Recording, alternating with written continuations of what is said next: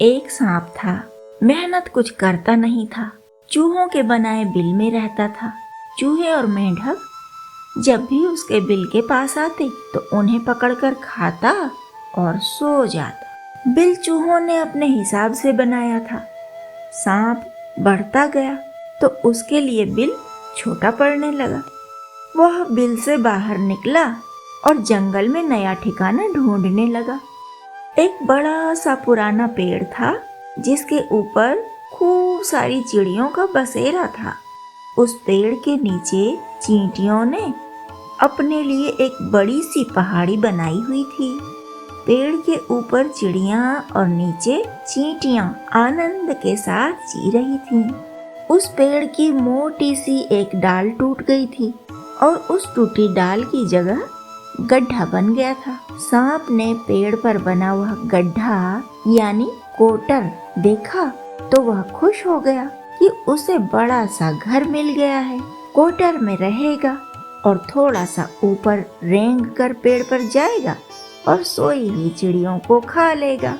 इस तरह न घर बनाने की मेहनत करनी पड़ेगी, न घर ढूंढने की मेहनत करनी होगी और न ही शिकार का कष्ट उठाना पड़ेगा।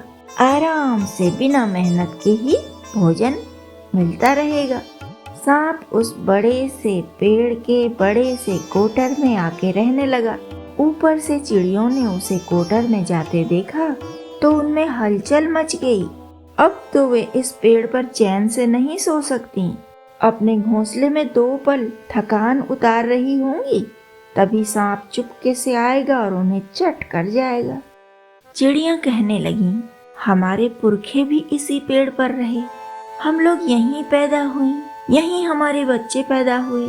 इस पेड़ से हमें बहुत बहुत प्यार है, लगाव है, इसे छोड़कर हम कभी न जाना चाहें। लेकिन इस सांप ने आकर हमारे सब सपने तोड़ दिए। जीने के लिए हमें यह पेड़ छोड़ना ही पड़ेगा। चिड़ियां बेचैन थीं और रो रही थीं। नीचे अपनी पहाड़ी पर बैठी चींटियों के सरदार ने सब चींटियों को बुलाया और कहा, सुना तुम सब ने, ये बेचारी चिड़ियां सांप का कुछ भी नहीं बिगाड़ सकेंगी। चिड़ियों के रहने से पेड़ कैसा सुंदर और सुहावना लगता है। चिड़ियों को यहीं रहना चाहिए, इसी पेड़ पर। हमें इस सांप को ही भगाना होगा। फिर चींटियों के सरदार ने कहा, सब लोगों को बुलाओ। सरदार के बुलाने पर सब चींटियां अपना अपना काम वहीं छोड़कर सीधे उसके पास चली आईं। सरदार की योजना के अनुसार वे सब इकट्ठा हुईं और सांप जब बिल से नीचे उतरा तो सारी चींटियों ने उस पर चढ़ाई कर दी। सांप बहुत बड़ा था पर वह अकेला था। चींटियां बहुत छोटी छोटी थीं पर वे बहुत बड़ी संख्या में थीं। काटना सांप को भी आता है पर वह चींटियों को नहीं काट सकता। चींटियों ने एक साथ मिलकर हमला किया था। सांप के पूरे शरीर पर चींटियों के डंक चुभ रहे थे। वह बेचैनी से छटपटाने लगा। चींटियों के सरदार ने कहा, कोई भी चींटी घबराएगी नहीं। एक ही बार की मेहनत से हमें इस सांप को भगा देना है ताकि हम भी सुरक्षित रहें और चिड़ियां भी सुरक्षित रहें।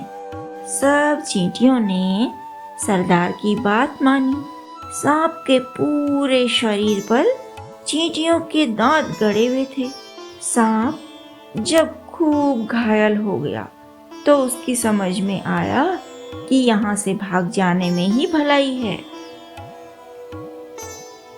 फिर वह वहां से दूर चला गया और कभी लौट कर नहीं आया। एक लड़का था, पढ़ने लिखने में उसका जी लगता नहीं था। घर का कुछ काम करता नहीं था, खेतों के काम को कुछ समझता नहीं था। दिन भर इधर उधर मटर गश्ती में लगा रहता था। माता पिता को चिंता होती कि यह लड़का अपना जीवन कैसे चलाएगा। किसी भी काम में तो रुचि लेता ही नहीं है। पिता दिन भर खेतों में काम करते, माँ दिन भर घर का और पशुओं का काम करती। घर अच्छी स्थिति में था, ठीक ठाक घर था। खेती और पशुपालन से आय भी होती थी। बेटा कहता, मुझे पैसे दो, पतंग लेनी है। पिता कहते, खाली बैठे हो, पतंग खुद बना लो। बेटा कहता, पैसा किस लिए है जब सब कुछ अपने आप ही बनाना है। बेटा तंग करता तो माता पिता एक सिक्का दे देते, सिक्के से वह पतंग ले आता। इसी तरह कभी मिठाई के लिए पैसा मांगता, कभी खिलौने के लिए। माँ कहती, मेरी सहायता करो, घर पर मिठाई बनाते हैं। मिठाई मात्रा में अधिक भी बनेगी और स्वच्छ भी रहेगी। बेटा कहता, पैसा किस लिए है अगर इतनी मेहनत ही करनी है तो। बार बार अपनी ही बात दोहराता रहता हुआ माता पिता की बात पर ध्यान ही नहीं देता था। तब थक हार कर माता पिता उसे सिक्के पकड़ा देते और वह अपनी मनपसंद वस्तु खरीद लेता। न वह किसी वस्तु को संभाल कर रखता और न उसकी कोई देखभाल करता। एक बार उस लड़के के पिता ने अपने मित्र से बात की लड़के के बारे में। मित्र एक व्यापारी था। व्यापारी ने कहा, उसे मेरे पास भेजो नौकरी के लिए, काम करेगा तो सुधरेगा, पैसे का महत्व समझेगा, अपनी कमाई होगी तो संभालना भी सीख लेगा। उसका बालकपन अब दूर होना चाहिए, वह बड़ा हो रहा है ना। लड़के के पिता ने घर आकर बेटे से कहा, तुम अब बड़े हो गए हो, खेती बाती सीखते नहीं तो तुम्हें नौकरी करनी चाहिए। व्यापारी के पास नौकरी है, तुम वहाँ चले जाओ। लड़का व्यापारी के यहाँ नौकरी करने लगा। उसने देखा सब लोग मेहनत करते हैं, वहाँ कहना मानते हैं, हर आदेश का पालन करते हैं। दूसरों को देखकर वह भी वैसा ही करता। घर के जैसी मनमानी यहाँ नहीं चलेगी, वह समझ गया था। व्यापारी उसे रोज एक सिक्का देता था। यह सिक्का उसका वेतन था, उसकी कमाई थी। उसने अपनी कमाई का सिक्का अपने पिता को दिया। उसने सोचा पिता उसकी प्रशंसा करेंगे कि तू कैसा सपूत है, लेकिन पिता ने उसका सिक्का उछालकर कुएं में डाल दिया। दूसरे दिन भी उसने सिक्का पिता को दिया और पिता ने उसे कुएं में डाल दिया। बेटा गुस्सा हुआ और बोला, मैं बड़ी मेहनत से पैसे कमाता हूँ और आप उन्हें कुएं में डाल देते हैं। आप इतना नहीं सोच सकते कि यह मेरे बेटे के परिश्रम की कमाई है। पिता ने कहा, परिश्रम अकेले तुम ही नहीं करते, सभी करते हैं। तुम्हें तो परिश्रम करते 2 ही दिन हुए हैं, हम तो सारा जीवन परिश्रम ही करते रहे हैं। तुमने कभी हमारी बात सुनी, कभी मानी? हमारे सिक्के क्या बिना परिश्रम के थे? तुम तो हमेशा ही उन्हें बर्बाद करते रहे हो। पैसा किसी तरह भी बर्बाद किया जाए, वह कुएं में फेंकने जैसा ही तो है। जब तुम कमाने लगे तभी तो पैसे का महत्व समझ पाए हो। मेरे परिश्रम और अपनी माँ के परिश्रम की कमाई से जो पैसा घर में था, उसे तो तुमने बर्बाद करने में कोई संकोच किया ही नहीं। हम कभी रोगी भी तो हो सकते हैं, तब हम दवा कैसे लाएंगे यदि पैसे नहीं होंगे? जब हम बूढ़े हो जाएंगे तो काम नहीं कर पाएंगे, तब हमें नौकर रखने पड़ेंगे। नौकर को देने के लिए पैसे कहाँ से लाएंगे यदि हम जमा नहीं करेंगे? यदि कभी सूखा पड़े, फसल न हो, तो हमें अन्न मोल लेना पड़ेगा। अन्न लेने के लिए पैसे कहाँ से आएंगे यदि हम जमा नहीं करेंगे? तुमने कभी सोचा इन बातों पर? नहीं सोचा ना। तुमने पैसे का महत्व तभी समझा जब तुम कमाने लगे। यह अच्छी बात है कि तुम अब पैसे का महत्व समझ रहे हो। इस समझ को हमेशा बनाए रखना, तब तुम कभी आर्थिक संकट में नहीं फंसोगे।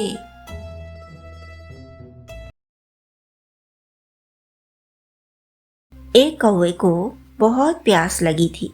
दूर दूर तक न कोई नदी दिखाई दे रही थी और न कोई तालाब दिखाई दे रहा था। गर्मी का मौसम था, इसलिए कहीं किसी गड्ढे में भी पानी नहीं मिल रहा था।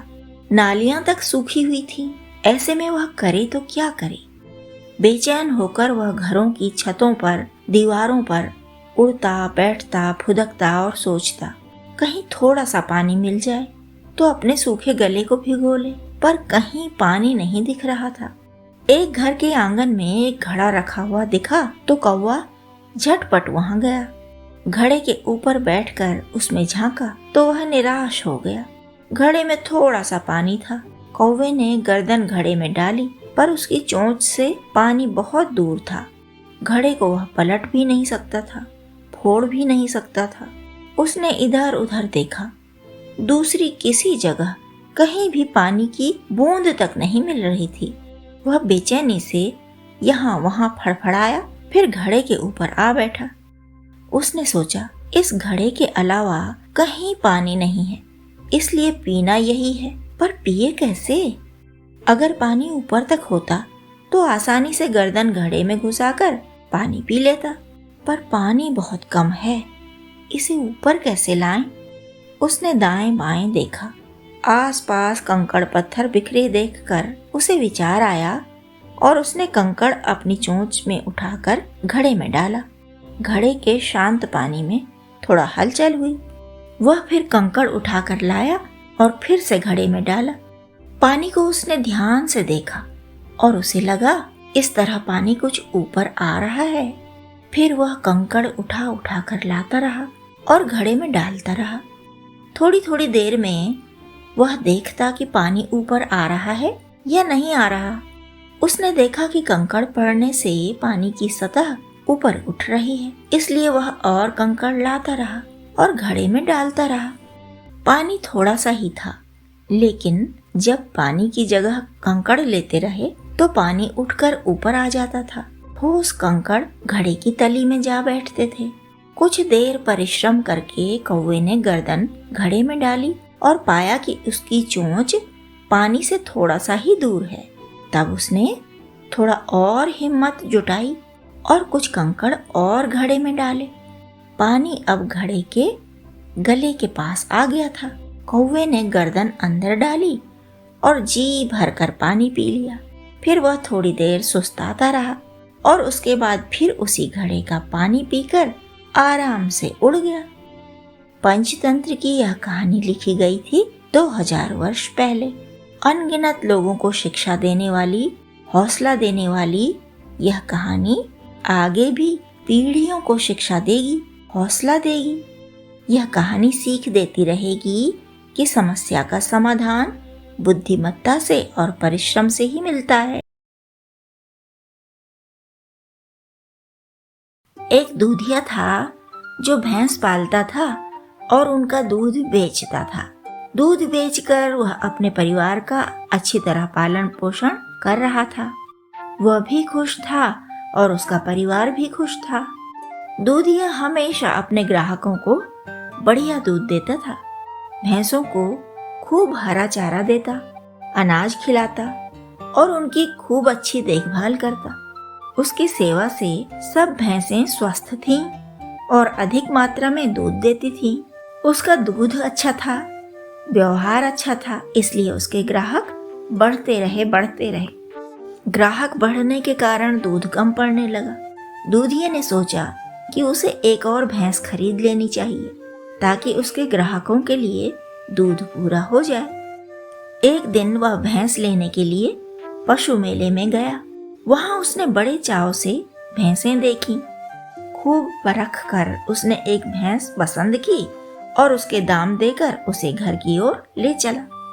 भैंस की रस्सी पकड़कर वह बड़ी खुशी से, बड़ी मस्ती से चला जा रहा था।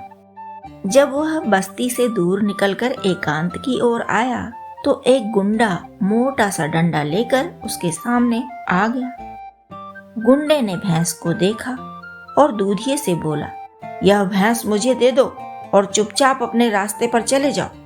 अगर ना नुकर करोगे या चिल्लाओगे तो मैं तुम्हें लाठी मार मार कर खत्म कर दूंगा। सोच लो, तुम्हें जीवन चाहिए या भैंस? दूधिया बेचारा हक्का बक्का रह गया। वह एक मेहनती व्यक्ति था, सारा जीवन ईमानदारी से रहा, कठिनाइयों से भी जूझता रहा, पर खुश रहता था। उसने गुस्सा दिखाना उचित नहीं समझा। सामने वाला हट्टा कट्टा था और बहुत मजबूत लाठी लिए था। इधर दूधिया सुबह से लगातार पैदल चलकर थकान से चकनाचूर था। उसके शरीर में लड़ने की शक्ति तो बची ही नहीं थी। उसने कहा, भैया, बहुत धन देकर भैंस लाया हूँ। मेरा पूरा परिवार मेरी राह देख रहा होगा। मैं खाली हाथ घर कैसे जाऊंगा? तुमको एक शर्त पर भैंस दे सकता हूँ। अगर तुम अपनी लाठी मुझे दे दो तो मैं तुम्हें भैंस दे दूंगा। मैं घर जाकर अपने बच्चों से कह दूंगा कि आज भैंस नहीं, लाठी लाया हूँ। भैंस किसी दूसरे दिन ले आऊंगा। गुंडे ने सोचा, एक लाठी देने में क्या जाता है, आसानी से भैंस मिल रही थी, तो उसने लाठी दूधिये को पकड़ाई और भैंस की रस्सी ले ली। वह भैंस लेकर अपने घर को मुड़ ही रहा था कि दूधिया उसके सामने आ गया और बोला, चुपचाप भैंस मुझे दे दो, नहीं तो लाठी से तुम्हारा सिर फोड़ दूंगा। गुंडा घबरा गया। भैंस संभाले कि लड़ाई करे, लड़ाई भी निहत्थे होकर। लाठी तो दूधिये के हाथ में थी, ऐसे में भैंस नहीं ले जा सकता। यह सोचकर उसने भैंस की रस्सी दूधिये को पकड़ा दी। दूधिया अपने रास्ते जाने लगा तो गुंडा बोला, मेरी लाठी तो देते जाओ। दूधिया समझ गया कि लाठी है तो भैंस अपनी है, वरना तो चली ही जाती हाथ से। तो वह हंसा और बोला, जिसकी लाठी उसकी भैंस। और उसी दिन से यह कहावत चल पड़ी, जिसकी लाठी उसकी भैंस।